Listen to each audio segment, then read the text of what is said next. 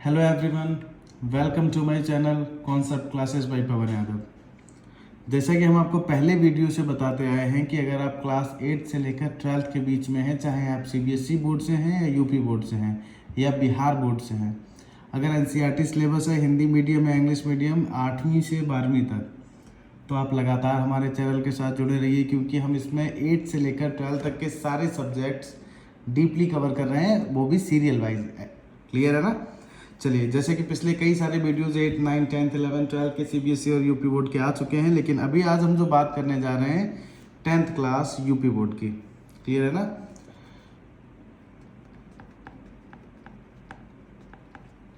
चलिए, इसका पहला जो चैप्टर है, पहला पार्ट है हमारा वास्तविक संख्याएं। इसको हम हल करेंगे आज प्रश्नावली 1.1 पूरी। इसमें बात करेंगे हम इसमें सबसे पहले हमारा पहला सवाल जो है इसको पढ़ते हैं। यूक्लिड विभाजन एल्गोरिथम के प्रयोग से एचसीएफ ज्ञात कीजिए।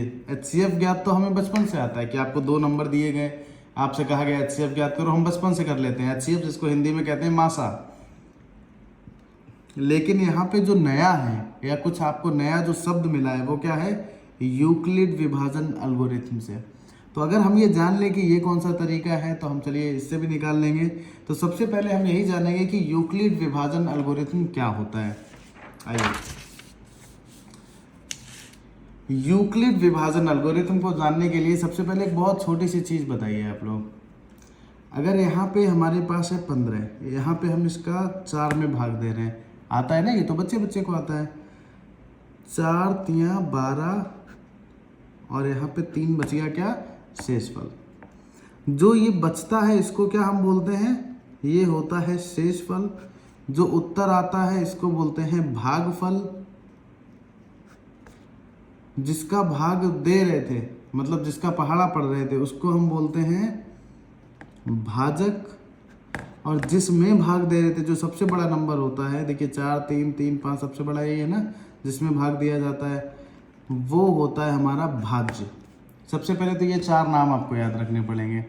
और बचपन से हमें एक चीज़ और भी, हमने इसमें जब भी सवाल लगाए हैं 5वीं 6वीं में, तो हमें सत्यापित करने को भी अक्सर कहा जाता था।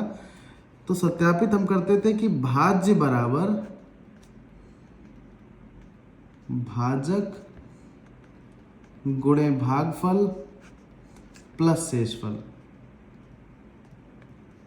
क्लियर है ना? भाज्य मतलब ये जो सबसे बड़ा वाला नंबर है, ये बराबर इन दोनों का गुणा, भाजक गुणे भागफल प्लस ये। जैसे कि एक बार हम इसी को चेक करें अगर, तो 15 बराबर भाजक गुणे भागफल मतलब 4 गुणे 3 प्लस शेषफल भी 3 है, 4 तिया 12 प्लस 3, ये हमेशा 15 ही आएगा। क्लियर है ना? भाज्य बराबर भाजक गुणे भागफल प्लस शेषफल। यहाँ पे बस आपका एल्गोरिथम क्या कहता है कि यही एल्गोरिथम होता है आपका। बस आपको लिखने का तरीका क्या कर देना है कि a बराबर बी क्यू प्लस आर, ये एल्गोरिथम है। अब यहाँ पे a क्या है?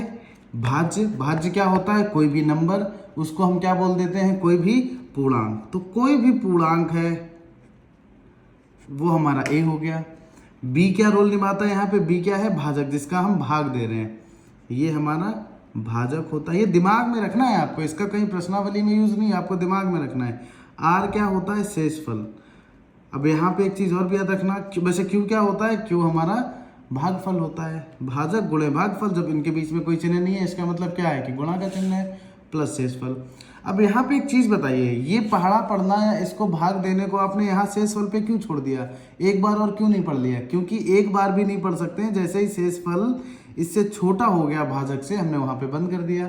अगर यहाँ पे 4 होता तो हम एक बार और पढ़ा पढ़ लेते, 4 से ज़्यादा होता तो भी पढ़ लेते। लेकिन जैसे ही हमारा शेषफल भाजक से कम हुआ, उसको हमने शेषफल बोल दिया। इसका मतलब क्या है? शेषफल बचता ही तब है जब वो छोटा हो जाता है, किससे? जिसका डिवाइड दे रहे हैं। क्लियर है ना? जिसका टेबल पढ़ रहे हैं। यहाँ पे वो b के रूप में है, तो और ये हमारा शेषफल r है। तो एक चीज़ हमेशा याद रखिएगा कि जो r की वैल्यू है, r हमेशा b से छोटा होता है, या तो 0 होगा, हो सकता है शेषफल यहाँ पे कुछ भी ना बचता, पूरा कट जाता। तो r हमेशा b से छोटा होता है। r is always less than b। Clear है ना? हालांकि r 0 भी हो सकता है, वो अलग बात है, लेकिन b से हमेशा छोटा होगा। ये चीज़ आप समझ गए, ए बराबर बी क्यू प्लस आर, यही आपका क्या है, यही आपका यूक्लिड विभाजन एल्गोरिथम है। इसी से ऐसे ही कुछ हमें करके उसका एचसीएफ निकालना है। कैसे क्या करना है वो हम अभी जिक्र करेंगे। बाद बाकी एक चीज़ और भी याद रखिए कि बी क्यू, क्यू क्या है, आर क्या है, और ये बहुत इंपॉर्टेंट चीज़ थी कि आर हमेशा बी से छोटा रहेगा। क्यों रहेगा आपको पता है यहाँ पे। चलिए अब हम बात करते हैं हमारी पहली प्रश्नावली की, इसमें आपको किस तरीके से सवाल लगाने हैं या किस तरीके से एचसीएफ निकालना है। चलिए हम जिक्र करते हैं सबसे पहले कि 135 और 225, इसमें आपको सबसे पहले जब भी आप यूक्लिड विभाजन एल्गोरिथम से लगाएंगे तो आपको सबसे पहले ध्यान देना है कि ये बताइए इसमें से छोटा नंबर कौन सा है और बड़ा नंबर कौन सा है। तो यहाँ पे साफ साफ दिखाई पड़ रहा है कि 135 आपका छोटा है, 225 बड़ा है। तो छोटी संख्या में आप बड़ी संख्या का भाग दे देंगे। चलिए हम साइड से करते हैं। 135 का आप 225 में भाग देंगे तो एक बार ही जाएगा 135, 5 में से 5 गया 0, 12 में से 3 गया 9, ये बचा 90। इसको लिखेंगे कैसे, ये बराबर मतलब आपका भाज्य बराबर भाजक गुणे भागफल प्लस शेषफल, इसको यहाँ पे लिख देना है आपको। क्लियर है ना। तो यहाँ पे आपको यही आप इसको मान ले पहला चरण, मतलब पहली स्टेप, पहले आपको यही लिखना है। चरण वाइज करेंगे, आप इसको ना भी लिखें तो भी कर सकते हैं डायरेक्ट, लेकिन आपको पूरी विधिवत तरीके से लगाना बता रहे हैं। पहला चरण हमारा क्या है कि 235 बराबर ये जो रहता है ये भाज्य होता है, ये बराबर ये गुणे ये 135 गुणे 1 प्लस शेषफल जो कि है 90। अब चाहो तो आप 90 को अलग से लिख के फिर दोबारा यहाँ पे 135 में भाग देंगे, या आपकी आसानी के लिए क्या है कि सीधा जहाँ पे शेषफल आया वहीं पे दोबारा भाग बना दो, और जो ऊपर था उसको यहाँ पे लिख देंगे। जो ऊपर हमारा भाजक था अब यहाँ भाज्य बन गया। अब 90 का हम 135 में पढ़ा पड़ेंगे तो 90 एकम 90, ये बचा 45। तो अब यहाँ 135 बराबर 90 गुणे 1 प्लस 45, यहाँ पे दोबारा लिखना है। दूसरा चरण हमारा क्या हो जाएगा, दूसरा चरण कि 135 बराबर 90 गुणे 1 प्लस 45, और ये देखिए यही तो हमारा एल्गोरिथम लग रहा है कि ए बराबर B Q plus R. Clear है ना। अब जहाँ 45 आया वहीं पे हम दोबारा बना देंगे और इसके ऊपर वाले भाजक को लिख देंगे 90, 45 दूनी 90, अब यहाँ पे पूरा कट गया, मतलब 90 बराबर 45 गुणे 2 केवल। तीसरा चरण हमारा क्या है, मतलब थर्ड स्टेप क्या आई कि 90 बराबर 45 गुणे 2, शेषफल कुछ भी नहीं बचा तो प्लस 0 मान सकते हो। और जैसे ही आपका शेषफल 0 होता है आपको ये देखना है उस समय हमारा भाजक क्या था, 45। यहाँ पे जब खत्म किया है तो किसका पढ़ा हम पढ़ रहे थे, 45 का, वही हमारा एचसीएफ हो जाएगा। तो आपका जो 135 और 225 का एचसीएफ आया वो कितना आ गया, 45। बस यही आपका उत्तर है। क्लियर है ना। इस तरीके से आप लगाएंगे। हालांकि इसमें एक नहीं, इसमें अभी आपके 2 सवाल और भी हैं। चलिए इनको भी हल करते हैं। पहले 196 और 38,220। तो सबसे पहला क्या करना है, छोटी संख्या लिखनी है बाहर, बड़ी संख्या लिखनी है अंदर। इसका करना है हमें 38,220।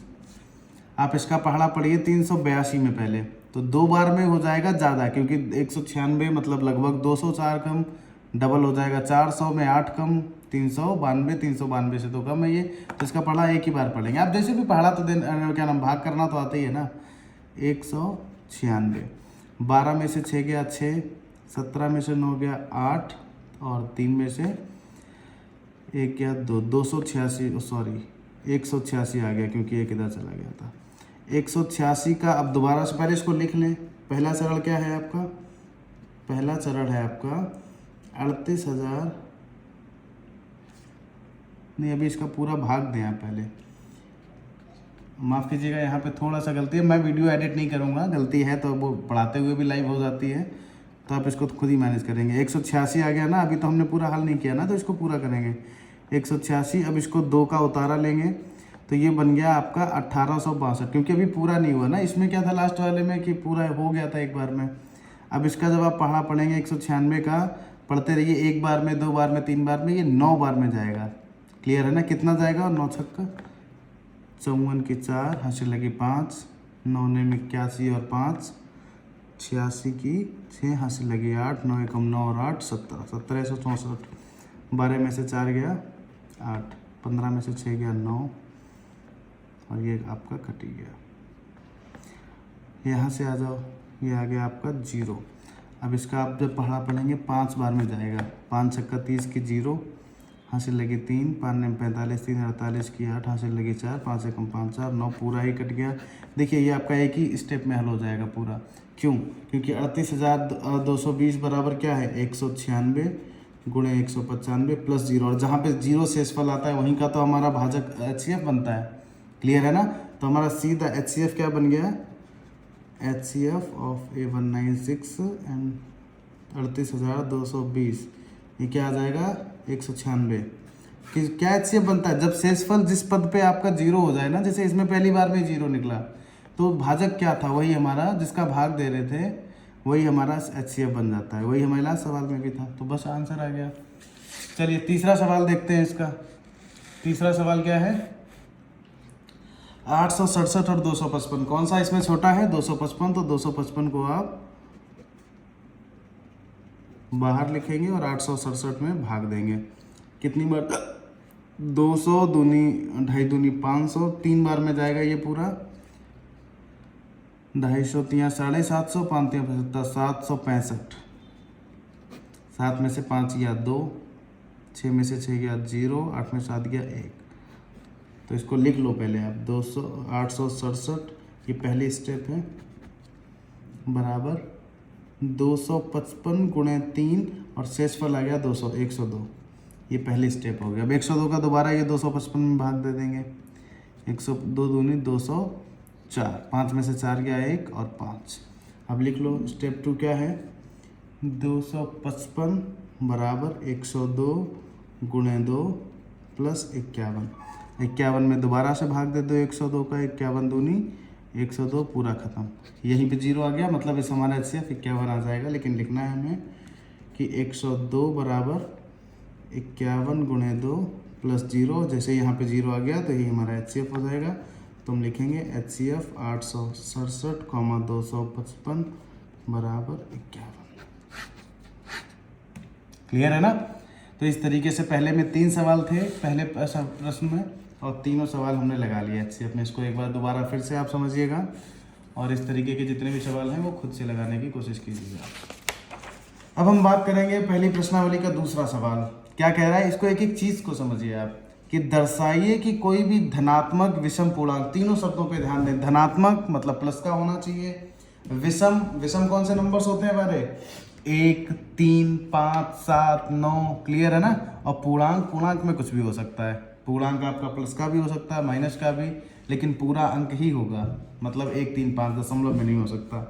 तो वो कह रहा है कि कोई भी धनात्मक विषम पूर्णांक है वो 6q + 1, 6q + 3 या 6q + 5 के रूप में ही होता है, जहाँ q कोई पूर्णांक है। सबसे पहले क्या कह रहा है कि कोई भी धनात्मक विषम पूर्णांक, हमें नहीं पता कौन सी है, तो हम उसको कुछ ना कुछ तो मान ही लेंगे। एल्गोरिथम में हम पूर्णांक क्या मानते हैं, a बराबर bq, तो a मान लेते हैं। चलिए इसका हल करते हैं पहले। तो हम क्या लिखेंगे, माना कि a कोई धनात्मक विषम पूर्णांक है, a है। अब यहीं पे केवल एक लाइन जो अगली है वो आपको समझनी है। BQ प्लस, ये देखिए आपको दे रखा है 6Q, इसका मतलब B की वैल्यू आपको 6 दे रखी है ना। A बराबर कितना होगा, 6Q + R। आपको B की वैल्यू सवाल देगा, ये 6Q या 3Q होता है या 4Q, वही आपका B बन जाएगा। अब यहाँ पे आपको एक चीज़ एल्गोरिथम में बताई थी कि आपका जो शेषफल होता है वो भाजक से हमेशा छोटा ही होता है, तभी तो वहाँ पे भाग देना बंद करते हैं। मतलब इस R की जो वैल्यू होगी वो हमारी 6 से तो कम ही होगी। क्लियर है ना? तो हमारी R की जो संभावित वैल्यूज़ हैं वो क्या है, R के संभावित मान हमारे लिए क्या हो जाएंगे, R बराबर 6 से कम है तो 0 भी हो सकता है, 1 भी हो सकता है, 2 भी, 3 भी, 4 भी, 5 भी। ये चीज़ समझ गए? अगर ये चीज़ समझ गए तो आपका पूरा सवाल ही लग गया। अब हमारे लिए 5 कंडीशंस हैं, क्लियर ना? 5 अवस्थाएं हैं, हमें 5 अवस्थाओं में अलग अलग ये लगाना पड़ेगा। चलिए हल करते हैं इसको। सबसे पहले अब 5 अवस्थाएं हैं। सबसे पहले हम R को 0 के बराबर लेके चलेंगे, ध्यान से समझिए। पहली स्थिति क्या है कि जब R बराबर 0, आर की वैल्यू 0 भी हो सकती है, एक तो अवस्था ये हो सकती है। आर का मान जब 0 है, ध्यान से समझिए, तो इसमें देखिए a बराबर 6q प्लस 0, तो a बराबर कितना है 6q। अब ये बताइए ये जो नंबर है ये सम है या विषम है, मतलब विषम पूर्णांक आएगा या सम पूर्णांक आएगा। अगर 6 के में हम किसी का भी गुणा करें, क्यू की जगह आप 1 रख दो, 2 रख दो, 3 रख दो, ध्यान से समझिए, जैसे कि हम यहाँ पे 6 का पहाड़ा लिखें, ये अलग है, रफली वर्क है। 6 गुणे 1 मतलब 6, 2 12 18 24 36 30, ये जो 6 के पहाड़े में 6 के जितने भी मल्टीपल्स होंगे, जितने भी गुणक होंगे, उसमें कभी भी कोई विषम संख्या आएगी ही नहीं। अगर स्टार्टिंग में 6 है, फिर उसका किसी में भी आप गुणा करेंगे वो हमेशा सम ही रहेगा। मतलब 6q जो है ये हमेशा एक सम पूर्णांक रहेगा जब भी अगर आप r बराबर 0 रखोगे। मतलब अगर 6q के फॉर्म में है तो वो सम होगा। दूसरी स्थिति क्या है कि जब r बराबर 1 ले लो, क्लियर है ना। हमारे 5 स्थिति थी, क्योंकि 6q है तो 6 से कम होगा r। चलिए अलग अलग स्थिति लेते हैं। r बराबर 1 ले लो तो a बराबर 6q प्लस r होता है, अब 1। अगर देखिए आपको ये तो अभी हमने देखा था कि 6q हमेशा सम होगा। अगर किसी भी सम संख्या में आप केवल 1 जोड़ दो, 1, तो वो हमेशा विषम बन जाएगा। जैसे 6 में 1 जोड़ दो 7 बन जाएगा, 36 में जोड़ दो 37 बन जाएगा, तो ये हमेशा विषम पूर्णांक आएगा। देखिए अब सवाल हम क्यों ऐसा लगा रहे हैं इसको समझिए। हाँ देखिए हम पहले स्टेप सिद्ध भी कर चुके हैं, जैसे कि 6q प्लस 1 तो ये विषम निकलेगा, क्लियर है ना। जबकि 6q था तो वो सम आ गया, वो उसका जिक्र नहीं। अब 6q प्लस 3 निकलेगा, वो विषम निकलेगा। तो सवाल को देखते हुए चलना है, ठीक है। चलिए तीसरा कंडीशन हमारा क्या है, तीसरी कंडीशन, तीसरी संभावना कि जब r बराबर 2, r का मान 2 ले लो। अब जब r का मान आप 2 ले लोगे तो a बराबर निकलेगा 6q प्लस 2। फिर से समझो, 6q तो हमारा सम था, किसी भी सम संख्या में 1 जोड़ दोगे तो विषम बन जाएगा। लेकिन अगर 2 जोड़ दो, 6 में 2 जोड़ दो 8, वो सम ही रहेगा। समझ रहे हैं ना। तो किसी भी सम संख्या में अगर आप 2 जोड़ दोगे तो वो सम ही रहेगा, तो ये आपका सम पूर्णांक ही आएगा। चौथी कंडीशन ले लो, जब r बराबर 3 तब a बराबर कितना निकलेगा 6q प्लस r मतलब 3। और किसी भी सम संख्या में इसी तरीके से अगर 3 जोड़ दोगे तो वो विषम बन जाएगा, विषम पूर्णांक। जब r बराबर 4 तब a बराबर 6q प्लस 4, और किसी सम संख्या में अगर आप कोई सम संख्या ही जोड़ रहे हो तो वो हमेशा सम ही आएगा, तो ये हो गया आपका सम पूर्णांक। और अब बची हमारी लास्ट कंडीशन कि जब r बराबर 5 तब a बराबर 6q प्लस 5, 6q प्लस 5, और सम संख्या में कोई विषम संख्या 5 जोड़ रहे हो तो वो हमेशा विषम आएगा। अब देखिए हमारे पास इस सवाल में संभावित मान क्या था कि अगर हम कोई भी धनात्मक पूर्णांक लेते हैं, ध्यान से समझिए, धनात्मक पूर्णांक लेने के लिए 6q था तो हमारे पास 6q प्लस 0 मतलब 6q भी हो सकता था, 6q plus 1, 6q plus 2, 6q plus 3, 6q plus 4, 6q plus 5। सवाल कहना क्या चाह रहा था कि अगर विषम है तो वो इसी रूप में होगा, प्लस 1, प्लस 3 या प्लस 5। और जो 3 एक्स्ट्रा मान है, प्लस 0 मतलब 6q वाला, प्लस 4 वाला, प्लस 2 वाला, वो विषम नहीं है। तो यही तो निकल के आया कि जब आपका 6q था तो सम निकला, और जैसे ही 6q प्लस 1 निकला, जैसे कि ये था तो वो विषम निकला। जैसे ही 2 था तो वो सम निकला, जैसे ही 3 आया विषम निकला, 4 था सम था, 5 आया विषम आया। तो सवाल सही कह रहा है कि कोई भी अगर विषम पूर्णांक है तो या तो प्लस 1, प्लस 3 या प्लस 5 के रूप में ही होता है। और यही हमारा निकला हुआ भी है कि विषम या तो प्लस 1 या तो प्लस 3 या प्लस 5 के रूप में होता है। तो इसको हम लिख भी देंगे, क्या लिख देंगे, ध्यान से देखिए। अतः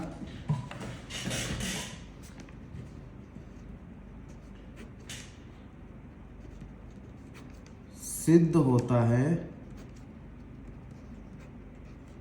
कि कोई भी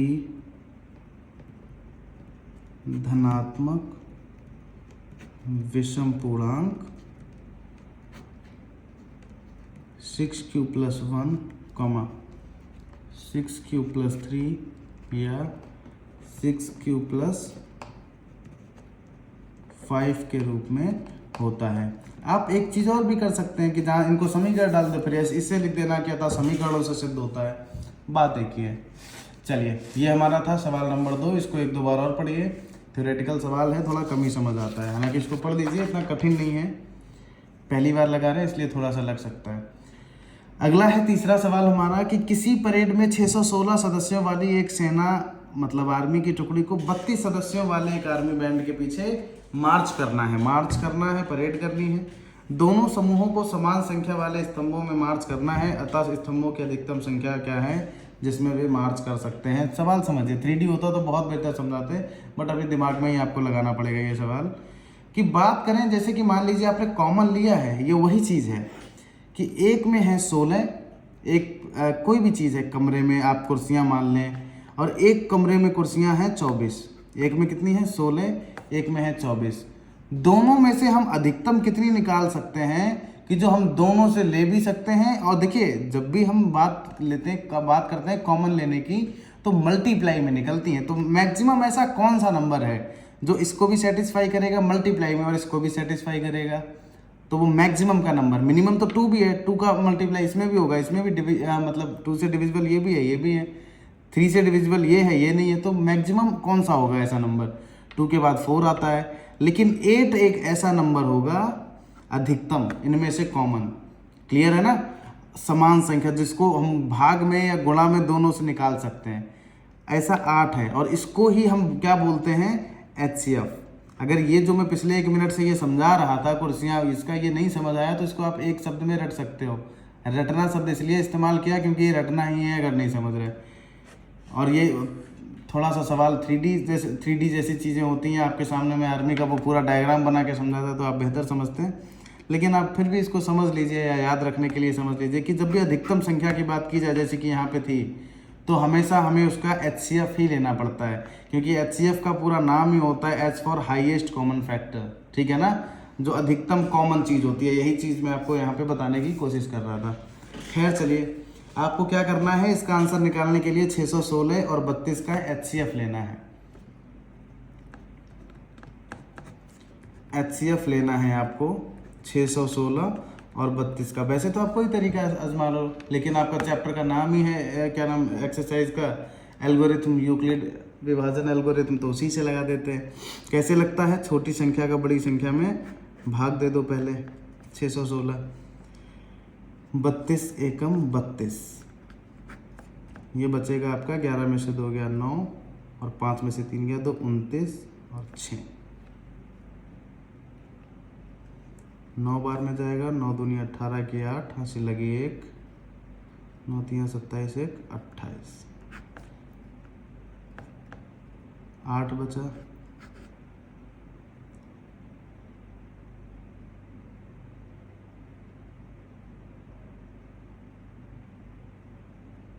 आठ आपका शेषफल बचा। ठीक है ना? हाँ, यहाँ पे थोड़ा कंफ्यूज हो गया था मैं। तो इसको आप कैसे करेंगे? पहली चरण आपका क्या है कि 616 बराबर 32 गुणे 19 और शेषफल आपका बच गया 8, इससे कम आ गया, वो शेषफल हो गया। ठीक है, जहाँ पे शेषफल बचा वहाँ पे दोबारा लिख लो, 32 को लिखना है अब यहाँ पे, क्योंकि 32 का दे रहे थे 800 को 32, मतलब दोबारा में आपकी सेकेंड स्टेप क्या है कि 32 32 बराबर 8 गुणे 4 प्लस 0, और जहाँ पे आपका 0 शेषफल बचता है वही आपका HCF कहलाता है। तो HCF जो है आपका 616 और 32 का वो आ गया 8। तो आपको एक लाइन लिख देनी है केवल, क्या कि अतः दोनों समूहों में समान संख्या वाले स्तंभों जिनमें मार्च करना है वह है 8। क्लियर है ना? चलिए अब हम बात करेंगे इसमें हमारे चौथे सवाल की, और बहुत अच्छा सवाल है, जितनी बुद्धि है लगा के रखिएगा बराबर। चलिए बात करते हैं, यूक्लिड विभाजन प्रमेयिका का प्रयोग करके दर्शाइए कि कोई भी धनात्मक पूर्णांक का वर्ग किसी पूर्णांक m के लिए 3m या 3m+1 के रूप का होता है। अब हमें तो पता नहीं है कि कौन सा धनात्मक पूर्णांक, तो हम क्या मानेंगे? a मान लेते हैं। मानने के लिए कुछ भी मान लो, बट a हमारे उसमें होता है तो हमारे लिए आसानी रहती है। तो मान लो, मानना कि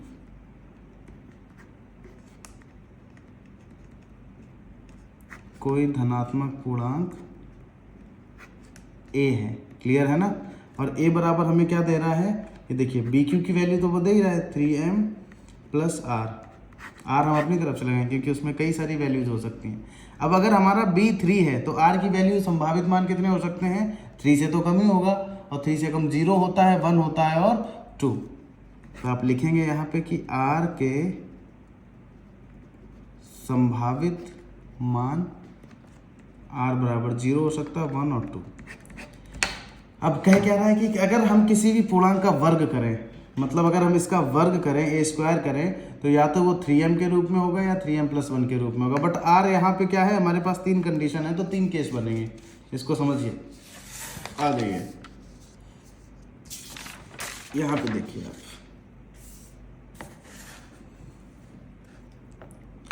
जब केस 1 हमारा क्या है, जब r बराबर 0, तो हमने माना था a बराबर 3m या 3q ले लें आप, 3q + r। तो यहाँ पे जो है हम q के रूप में ही मानते हैं, q के रूप में मानिए, m तो कोई पूर्णांक है, इसको आप q ही रखिए, 3q + r।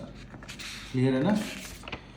a बराबर 3q + r। अब हमसे कह रहा है किसी भी धनात्मक पूर्णांक का वर्ग, तो वर्ग करने के लिए हमें वर्ग करना पड़ेगा। तो हम क्या लिखेंगे यहाँ पे, दोनों पक्षों का वर्ग करने पर, दोनों पक्षों का वर्ग कर दो तो आ जाएगा a² बराबर 3q प्लस, यहाँ पे 0 लिखो, 0 का स्क्वायर, 0 का स्क्वायर तो कोई मतलब ही नहीं है, तो ये सीधा सीधा आ जाएगा आपका 9q²। और 9 हमें ये भी रखना है दिमाग में कि हमें ये किसके रूप में दिखाना है, या तो 3m या 3+1। तो a² बराबर यहाँ पे 3 कॉमन ले लो, हटा लो इसमें से, और इसको ऐसे लिख दो 3q², और इसकी जगह पे हम m लिख देंगे तो हमारा 3m का फॉर्म बन जाएगा। तो a² बराबर 3m, ये चीज़ हम बाद में लिख देंगे कि 3q² की जगह m को पूर्णांक मान लिया। क्लियर है ना? तो हमने चलिए देख लिया कि जब r 0 था तब तो हमारा a² जो किसी भी धनात्मक पूर्णांक का वर्ग 3m के रूप में निकला। सेकेंड कंडीशन देखो, जब r बराबर 1, तब a बराबर 3q + 1, दोनों पक्षों का वर्ग कर दो, आप पूरा लिख देना, दोनों पक्षों का वर्ग करने पर a² = यहाँ पे 0 था तो वो 0 मतलब 3q ही रहा, तो सीधा उसका स्क्वायर कर दिया था। यहाँ पे 3q + 1 का स्क्वायर करेंगे, ये बन गया आपका a + b का होल स्क्वायर। तो a का स्क्वायर, इसका स्क्वायर करेंगे, 3 का भी होगा 9q का q², 1 का स्क्वायर 1 ही होता है। 2ab तो 2 3 जा 6q, और 1 में करोगे उतना ही रहेगा 6q। हमें वो भी चीज़ याद रखनी है कि 3m+1, देखिए +1 तो हमें अलग दिखाई पड़ रहा है, हमें इसे और इसे मिलके 3m का फॉर्म देना है। तो इसको हम ऐसे लिख दें, +1 को अलग, इसको पहले लिख दिया। +1 तो हमारा अलग है, 3m+1 के रूप में शो करना है हमें, इसको हमें 3 और कैसे भी बाहर इसमें से लेना है, तो इसमें से हम 3 निकालेंगे। क्लियर है ना? तो अब ये 3 निकल गया, यहाँ बचा 3q², 3 निकल गया, ये बचा 2q + 1। अब इसको अगर हम m मान लें पूरे को, तो ये क्या हो जाएगा हमारा 3m+1। हमें ये चीज़ दिमाग में रखनी है, या तो 3m या 3m+1 के रूप में ही दिखाना है, क्योंकि हम प्रूव कर रहे हैं। तीसरी कंडीशन ले लो आप यहाँ पे इसकी, कि जब r बराबर 2, यही 3 कंडीशन थी, 0 1 2 3 से कम लेना था। तो a बराबर 3q + 2, दोनों पक्षों का वर्ग करने पर, क्योंकि किसी भी धनात्मक पूर्णांक का वर्ग सिद्ध करना है, दोनों पक्षों का वर्ग करने पर, तो a² बराबर 3q + 2 का होल स्क्वायर। a² तो चलिए ठीक है, ये a² हो जाएगा आपका, a + b का होल स्क्वायर बन गया ना। तो 9q² + 2 का स्क्वायर 4 + 2 3 जा 6 2 जा 12q। हमें एक चीज़ हमेशा याद रखनी है, हमें 3m+1 बनाना है, या 3m तो बन नहीं रहा, पूरे से 3 कॉमन मिल नहीं रहा, तो हमें यहाँ पे एक ट्रिक का याद रखना पड़ेगा।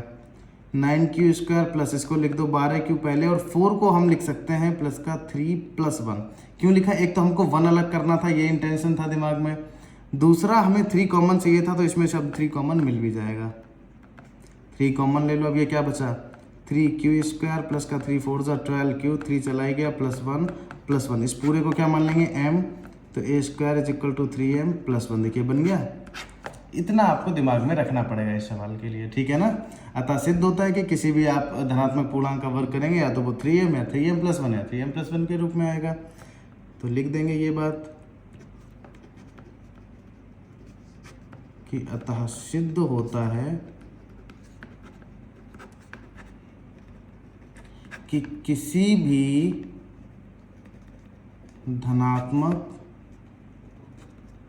पूर्णांक का वर्ग किस रूप में होता है, 3m या 3m+1 के रूप का होता है। क्लियर है ना? चलिए आज हम बात करेंगे अब इसके लास्ट क्वेश्चन की, जो कि क्या है, पढ़िए इसको, कि यूक्लिड विभाजन प्रमेयिका का प्रयोग करके दर्शाइए कि किसी धनात्मक पूर्णांक का घन, मतलब अब क्यूब लगाएंगे, या तो वो 9m के रूप में होगा या 9m+1 या 9m+8। अच्छा ये चीज़ भी आप लिख देना कि जहाँ m क्या है, m कोई भी पूर्णांक है, ये उसने बताया ही था, ठीक है ना, इसीलिए हमने उसको पूर्णांक की जगह m लिख दिया, तो ना भी लिखें चलेगा। हमें नहीं पता कि कौन सा धनात्मक, जैसे इसमें वर्ग किया था तो उसको 3m या 3m+1 के रूप में दिखाया था, इसमें आपको घन करके सिद्ध करना है कि वो 9m या 9m+1 या 9m+8 के रूप में होता है। चलो देखते हैं, हल करते हैं पहले इसको। हमें धनात्मक पूर्णांक तो मालूम नहीं, हम a मान लेंगे। देखो माना कि a कोई धनात्मक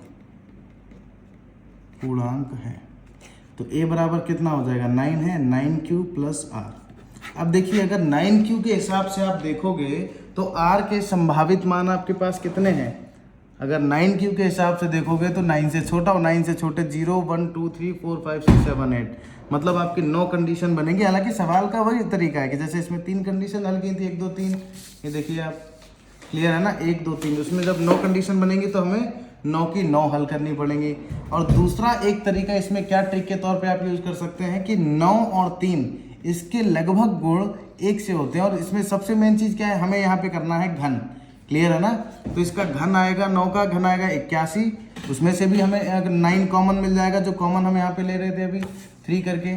और अगर हम बात करें यहाँ पे 9 की जगह हम 3 मान के चलें तो 3 का क्यूब होता है 27, उसमें से भी हमें 9 कॉमन मिल जाएगा। तो ट्रिक के तौर पे हम इसके r के संभावित मान को क्या मान के चलेंगे, r के संभावित मान है हमारे पास, वैसे तो 8 है लेकिन हमने कहा आपको जो चीज़ें अभी बताई तो वो 0 1 2 3 मान के हम चलेंगे, तो 3 से कम हमारे पास 3 ही मान है। चलो पहली कंडीशन क्या है कि जब r बराबर 0 तब a बराबर 9q, हमें चाहिए दोनों पक्षों का घन। आ जाओ घन करते हैं, दोनों पक्षों का घन करने पर a का क्यूब इज इक्वल टू 9 का कितना आ जाएगा। जब हमने 3 मान लिया इसको तो हम इसको क्या मान सकते हैं, बराबर 3q + r, सॉरी, तो यहाँ पे 3 कर लो, तो 3 का क्यूब कितना आ जाएगा, 3 3 9 3 27, और q का क्यूब हमें 9 क्यूब के रूप में शो करना है, तो 9 इसका बाहर ले लो, अब कितना बचा 3q3, तो a क्यूब कितना आ जाएगा, इसको m मान लो, इसको 9m। तो किसी का भी घन जब हमने इसकी 3 कंडीशन में पहले से सॉल्व किया तो हमारा 9m के रूप में आ रहा है, और या तो वो 9m के रूप में हो या 9m+1 या 9m+8। चलिए दूसरी कंडीशन क्या है, वो भी हम इसी में लगा लेते हैं कि जब r बराबर 1, 0 के बाद 1 लिया, तब हमारा a बराबर 3q + 1, दोनों पक्षों का घन करने पर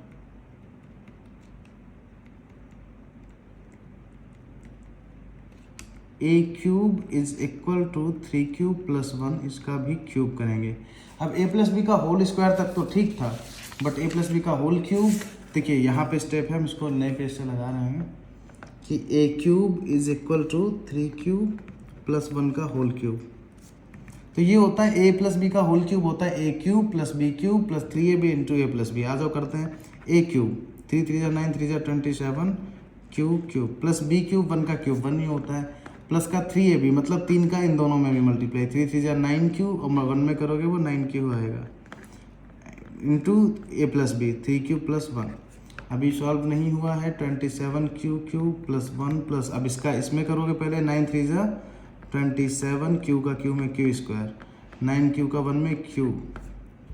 अब यहाँ पे हमें वो भी याद रखना है 9m + 1 के रूप में, तो 1 अलग रखो और इसको मिला के 9 कॉमन ले लो, तो 27q³ प्लस का 27q² प्लस का 9q प्लस का 1, इसमें से कॉमन मिल जाएगा हमें 9, ये आ जाएगा 3q³ प्लस का 3q², 9 चला गया 1 और प्लस का 1, और इस पूरे को हम मान लेंगे m, ये हो गया 9m + 1। तो देखिए 3 कंडीशन में 2 से तो हमने साबित कर दिया कि पहला हमारा 9m के फॉर्म में था, दूसरा हमारा 9m + 1। अब केवल तीसरी कंडीशन और बची, उसको और हल कर लें। देखिए तीसरी कंडीशन जब r बराबर 2, तब a बराबर 6q प्लस 3 है, 3q प्लस 2 दोनों पक्षों का घन करने पर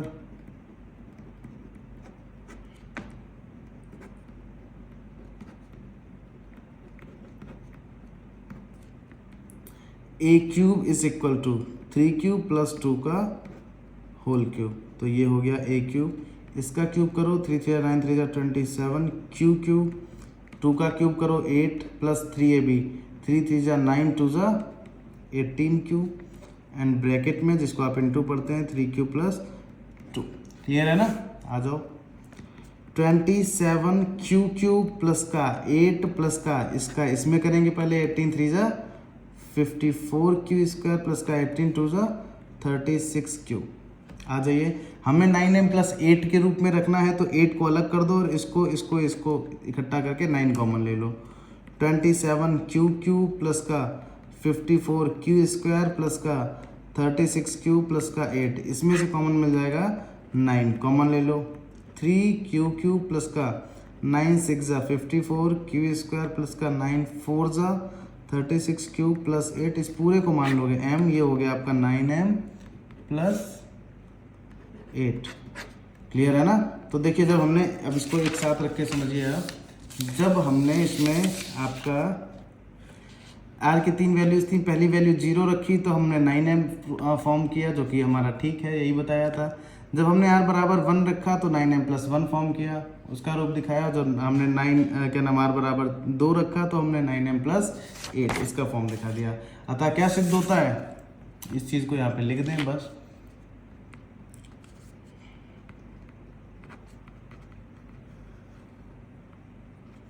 अतः सिद्ध होता है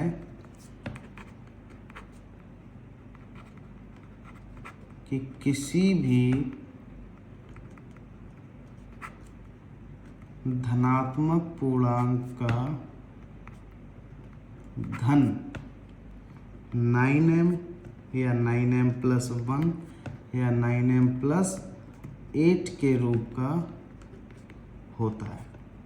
क्लियर है ना? इसमें 5 ही सवाल थे पहली प्रश्नावली में, 5 सवाल इसमें हमने लगा लिए हैं।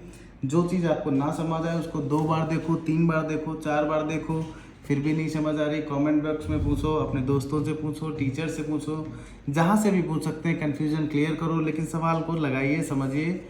बाद बाकी इसमें यही कोशिश करते हैं हम, चूँकि आप हमारे समझ नहीं है, बिल्कुल सामने सामने नहीं है, तो बहुत सारी चीज़ें मैं बोलूँगा, मैं बिल्कुल नहीं बोलूँगा कि हम A to Z सारी कंप्लीट कर देंगे।